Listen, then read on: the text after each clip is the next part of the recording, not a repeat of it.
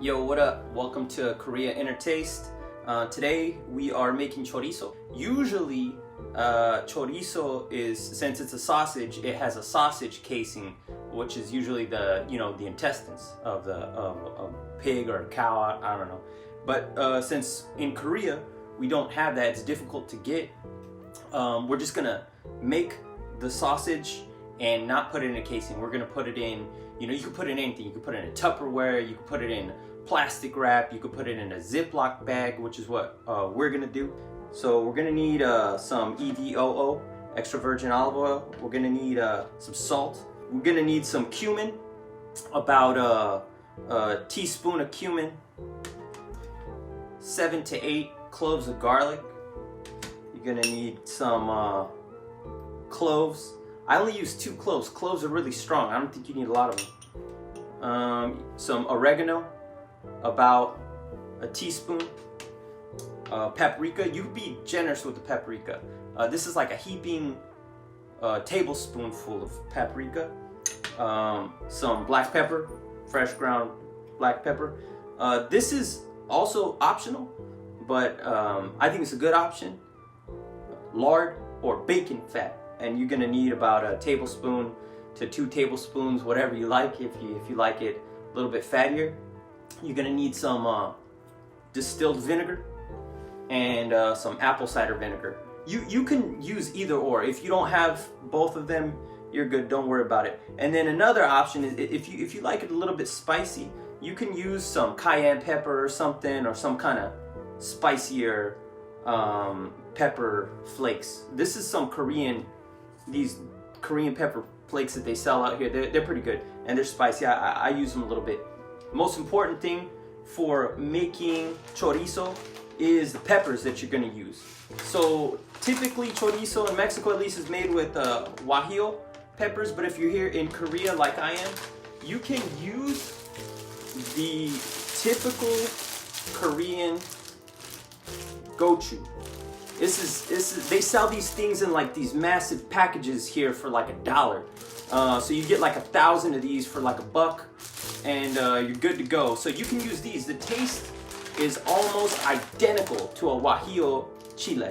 So use these, whatever you want to do. You're going to use about 7 to 9 of these. This recipe is approximately for ½ kilo. We're just going to chop off the stems and remove the seeds. So just chop the heads off of these chilies. Pull the seeds out, pop them in something, and I'm gonna get this pot for now. Just throw them in here, because what we're gonna do is we're gonna put water in here, just fill it up, and we're gonna boil the water, and we're just gonna let the chili peppers sit in the boiled water, and then they're gonna soften. So it's gonna take maybe about 10-15 minutes for them to soften. And what you want to do after they soften is you want to cool them down. So you pull the peppers out and just run them under cold water once they're nice and soft. You don't want to start to make the chorizo paste, which is the chili peppers that are softened and all the spices and the garlic and olive oil and pig fat, lard. You don't want to mix all that stuff if the chili peppers are hot, freshly boiled with the hot water. And the reason that is because all this stuff is going to go on to cold meat. So you don't want to put hot stuff on cold meat because it'll help it spoil quicker. So you want to try to keep it as cold as possible.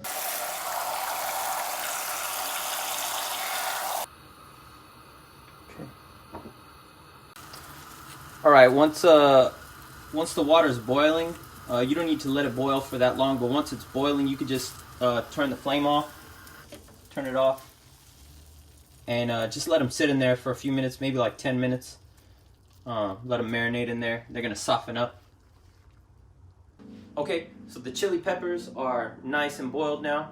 We're gonna go ahead and strain them. You want to keep the water. So after we saved about a cup and a half of the hot water that was in here, the chili water, we are just gonna run the chilies now under cold water to cool them off, to get the process going. The water that we saved, the hot water, go ahead and try to cool it down as best as you can. So we got all our chili peppers in this deal right here, ready to get pureed. We're gonna put all of our spices and everything else in here. So we got all this garlic nice and chopped up with the chilies, and now we're just gonna put all the spices in there. So the spices that we pummeled up, we're gonna pop them in there. So this is the cumin, the black pepper, the salt.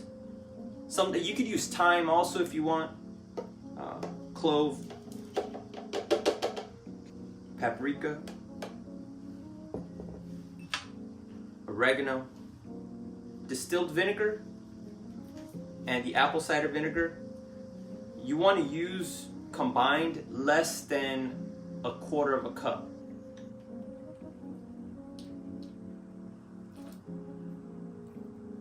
Now we're gonna get the pork fat.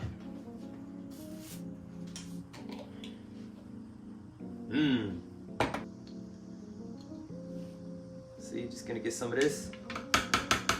Smack it in there. Maybe like one and a half of these things. So okay. You want to get some extra virgin olive oil. Pour a little bit in here, maybe like a teaspoon. And then now that we have everything in here, before we blend it, we're gonna get some of that water that we put in the freezer and dump it in, and it's gonna help us grind all this stuff up so the paste isn't so thick. And ultimately what we're gonna do after, when we have this paste, is we're gonna strain it.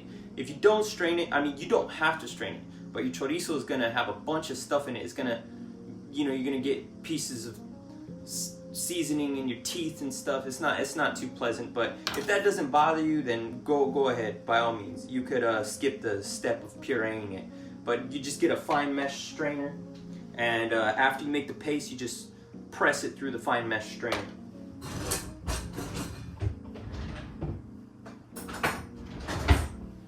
Yeah, you get one of these doohickeys, and after you got the paste ready to go, then you just pop it through here and strain it into a bowl or something, and then you got your paste, and you basically just mix that into the ground pork that you got, and that's chorizo.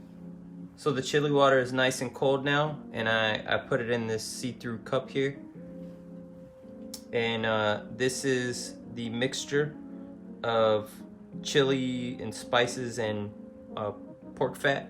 So I'm just gonna put some of this in here, just eyeball it. It's okay if it comes out a little too thin, don't worry about it. Yeah, I still have about that much left over of this little cup. And I'm gonna start there.